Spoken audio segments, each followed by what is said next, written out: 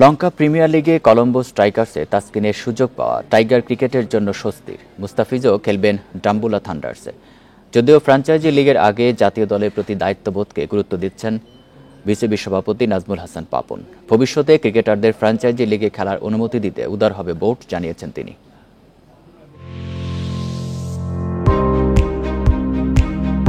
বাংলাদেশের pace unit বিশ্ব ক্রিকেটে আগ্রহের কেন্দ্রে। বিশেষ করে তাসকিনের সাম্প্রতিক পারফরম্যান্স আগ্রহ বাড়িয়েছে বিশ্বের ফ্র্যাঞ্চাইজি লিগগুলোর।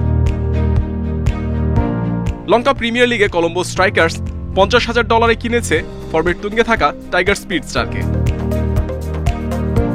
একাধিকবার আইপিএল সহ অন্যান্য ফ্র্যাঞ্চাইজি লিগে খেলার সুযোগ পেয়েছিলেন তাসকিন। যদিও জাতীয় দলের ব্যস্ত সূচির কারণে খেলতে পারেননি বেশিরভাগ সময়। বিসিবি সভাপতির কাছে জাতীয় দলের প্রতি দায়িত্ববোধ সবার আগে। কিনা সব নির্ভর করবে বিশ্বকাপে কি করে আগে দেখে নিই, পারফরমেন্স দেখে বলবো ওর এটা বড় পাওয়া না আর কিছু। শুনেন, সবার আগে দেশ, তারপর অন্য জিনিস। আমরা চাই ওরা ওদের শ্রেষ্ঠ খেলাটা খেলুক বাংলাদেশের জন্য। বিশ্বকাপে বাংলাদেশ ভালো খেলবে প্রত্যাশা বোর্ড সভাপতির।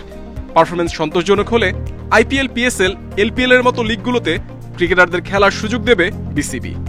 আমাদের এখানে সবচেয়ে সেরাটা দিক তারা দিতে চেষ্টা তো সবাই করবে, পারুক, মানে সবসময় তো আর হয় না, সবাই তো সব প্রত্যেক দিন করে না ভালো। আশা করি যে তারা তাদের সেরাটা খেলতে পারবে, ভালো একটা খেলা খেলুক।